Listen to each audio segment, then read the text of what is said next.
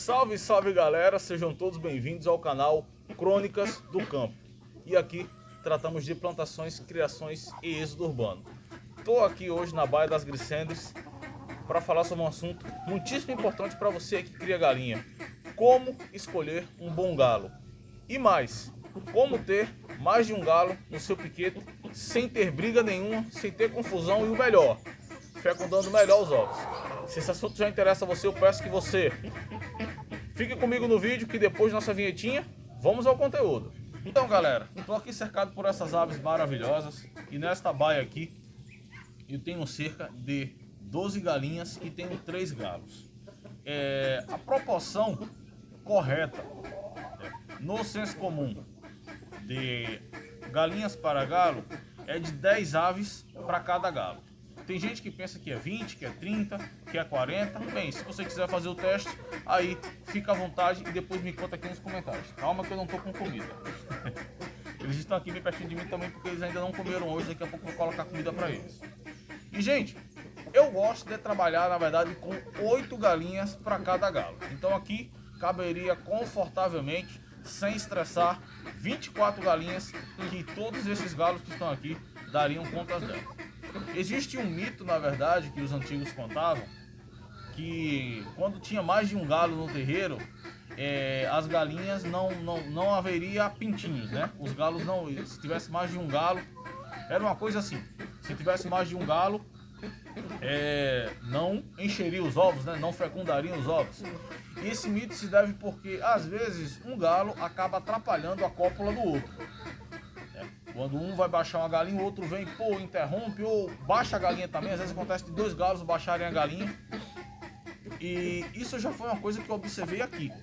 E quando eu comecei com esses 3 galos que estão aqui comigo, eu pude observar diversas vezes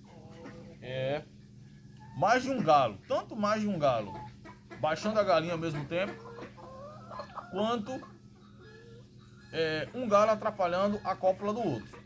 E aí eu pensei logo comigo, eu vou ter que me desfazer de um dos galos e dividir o piquete para ficar um galo no canto, outro galo no outro, e para poder ter reprodução. Afinal, isso aqui também é um negócio, né? Além de um hobby, é um negócio. Eu monetizei esse hobby. Depois eu vou fazer um vídeo falando sobre a monetização de hobby que você também pode fazer, ok? Então, isso foi uma coisa que eu observei. Por quê? Porque eu comecei esse vídeo observando. Porque se você for um observador, você vai ter sucesso em criação de galinhas. Não só em criação de galinhas, como qualquer outra boa criação que você for fazer. Agora, se você não tem tempo para observar, pode ter certeza, em alguma coisa você vai perder, ok? Então fica essa dica. Um bom observador tem muito mais sucesso do que aquela pessoa que observa pouco ou não observa nada, ok? Então galera, observando esses comportamentos, eu pensei, vou ter problema na questão da fecundidade desses ovos. Só que, ao levantar essa hipótese, eu tive que fazer alguns testes. E quais foram os testes que eu fiz? Coloquei ovos para chocar, quebrei alguns ovos, né, para comer, e aí para ver se estavam de fato galados, e eu tive uma surpresa. Que surpresa que foi? Essa quantidade de galo, com essa quantidade de galinha, os ovos estavam todos galados. Não teve um ovo sequer que não tivesse fecundado. Opa, para de me beliscar. É muito bom criar galinhas mansas, gente, porque elas se sentem muito à vontade com a minha presença aqui, né? Isso se deve também ao fato de eu estar aqui todos os dias e também, e somente eu, cuidar delas. Inclusive ela está até brincando aí o celular e o tripé. Mas vamos lá. Essa quantidade de galo, com essa quantidade de galinha, eu consegui 100% de fecundidade dos ovos. Isso é uma coisa incrível, galera. Por quê? Porque acontece muito de uma quantidade grande de galinhas com apenas um galo, o galo se esforça muito, mas não consegue fecundar todos. E eles estão sempre cruzando, sempre cruzando. Mas, como é que eu consegui 3 galos em uma única baia? Primeiro de tudo, temos que entender a hierarquia. Todo galinheiro existe hierarquia. Existem aquelas aves, não somente uma, mas sim mais de uma, que são as aves que mandam. Aqui, por exemplo, eu tenho um galo que ele é 100% dominante, até sobre os outros.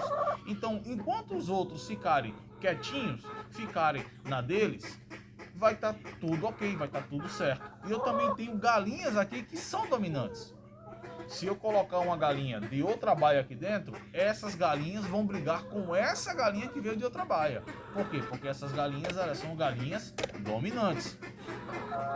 Na questão dos galos, eu pensei que um galo que eu tenho aqui, que passou por aqui algumas vezes, que é um branco, ele era o dominante.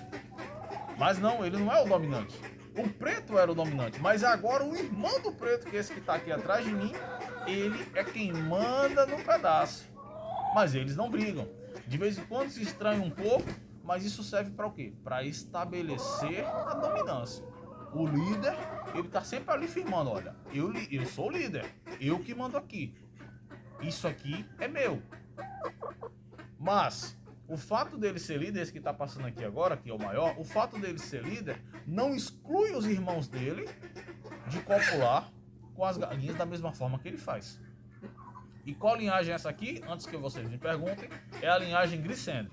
Todos esses galos, eles são filhos dessas galinhas cinzas que estão passando aqui para lá e para cá.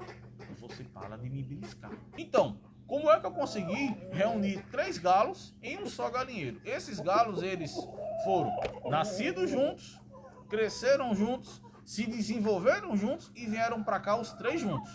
Se você tiver um projeto para 4 galos, para 5, para 6, para 10, para 20, não importa. Se você fizer desta forma que eu fiz, não terá problema. Agora, eu tenho essa outra baia que está aqui na minha frente. Tem 4 machos lá. Se eu pegar qualquer um desses e colocar aqui, aí é confusão. Por quê? Porque o de lá virá com uma hierarquia. E aqui existe outra hierarquia. Então eu vou mais prejudicar tanto os que estão aqui quanto os que estão, o que está lá, do que ajudar. Então não faz sentido eu trazer outro galo para cá. Haja vista que esses galos vão ficar aqui por muito tempo, até porque são galos muito, muito bons. Eu era louco por um galo branco e eu tenho um aqui do meu ladinho e tem um preto aqui, que é o irmão dele que está aqui bem na minha frente. Feito? Então, solucionado. Como ter mais de um galo na criação? Eu faço dessa forma, você pode fazer dessa forma também. Lembrando que cada criação é uma criação. Feito? Como escolher um bom galo? É o segundo tema do nosso vídeo. A galinha tá pulando aí, tá querendo ver o que está acontecendo, mas vamos ao conteúdo, né? Como escolher um bom galo? Gente, observação. Não tem jeito você querer criar galinha e você não ter tempo para observar o comportamento delas, saber como elas são. Só quem não entende nada acha que galinha é tudo igual, mas a verdade é que cada galinha tem uma personalidade, tem uma inteligência, tem uma consciência e elas não agem da mesma maneira. Então, se você não tiver tempo para observar suas aves, você aí vai estar perdendo espaço na criação delas. Feito? O que acontece? Observação de um bom galo. O galo, quando ele começa ali a se formar, quando ele começa a cantar, antes de nascer as esporas, mas quando ele começa ali a dar os primeiros cantos, a procurar as galinhas, né? Às vezes ele nem começou a baixar elas, mas ele já começa ali a ficar mais perto delas, você já começa a ver um comportamento de cortejo que ele tem com elas, etc e tal. Você vai começar a observar neste ponto. Se ele for um galo que sempre foge das galinhas, que as galinhas batem nele e ele sai correndo, ele está sempre distante, não chega perto das aves, não agrupa as aves, esse não é um bom galo. Outra característica de um galo ruim: galo que bate muito nas galinhas. Desde frango você observa, o animal está sempre batendo nas galinhas, sempre correndo atrás delas, mas para bater, não é correndo atrás delas para dominar elas, até porque existe essa questão de pequenas bicadas, de pequenas ripadas. Isso acontece, isso deve acontecer, porque ele está ali estabelecendo território. Mesmo se você tiver mais de um galo na criação, você tem que observar esse comportamento. Agora, por exemplo, eu estou aqui, não dá para vocês verem, mas eu estou vendo ali, por exemplo, tem um galo preto ali e tem 5 galinhas perto dele. Ele juntou elas ali. Ele juntou elas, ele dá pequenos beliscões nelas, ele arrasta a asa assim para ela, para querer que ela baixe para ele. Um canto muito importante o canto, ele está sempre cantando. Isso configura um bom galo. Agora um galo que é medroso, um galo que está sempre batendo nas galinhas, um galo que canta pouco, tá cantando pouco, o galo escuta o galo do vizinho cantar e ele não canta, porque o galo do vizinho está estabelecendo território, ele aqui não está querendo estabelecer. Um galo que está sempre acuado, que está sempre batendo nas aves, não presta. Aí existe a solução, tem como fazer o galo ficar fogoso? Não tem, galera, não tem.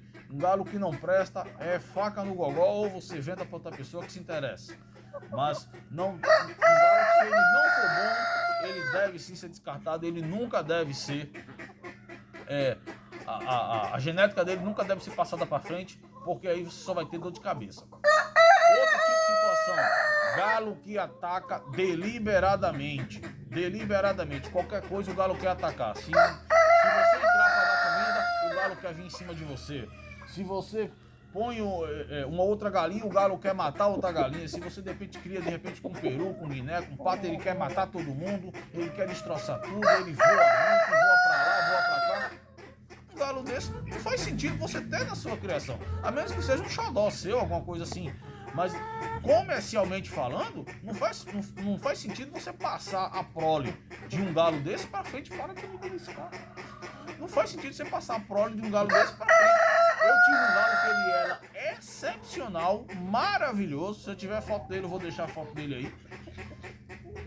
E ele teve um filho que eu não sei o que foi que aconteceu, que o filho nasceu irritado, batia em tudo, quebrava galinheiro, quebrava ovo, batia nas galinhas. Um galo desse aí é panela.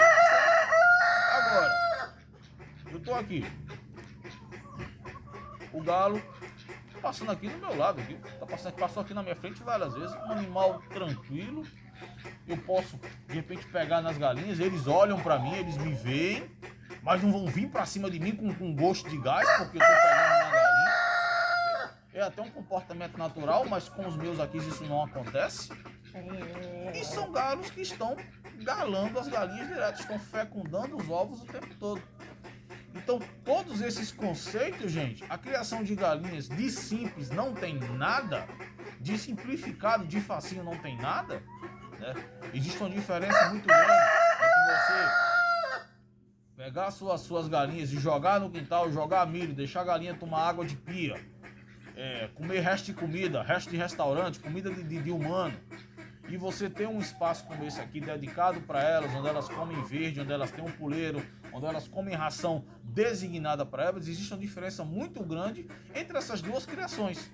Então você tem que ver o que você está fazendo, qual é o teu objetivo, o que você pretende fazer. Esse tipo de criação para mim faz todo sentido. E eu estou sempre aqui, eu estou sempre observando. Até mudei de trabalho para poder me dedicar ainda mais a isso aqui, que é uma coisa que eu amo, que é o chamado que eu tenho. Então veja, estou aqui nesta baia, pude observar esse comportamento e mediante esse comportamento dos galos, pude tirar essas conclusões. Eu espero que vocês tenham entendido. Se ficou qualquer dúvida que seja, eu quero que você deixe aqui nos comentários, vou te responder, vou te atender da melhor forma e eu espero de coração que você aí tenha muito sucesso, que crie bastante galinha, bastante galo e produza bastante, que o Brasil precisa disso. Beleza? Fiquem todos com Deus e aguardem aqui mais conteúdos no canal Crônicas do Campo.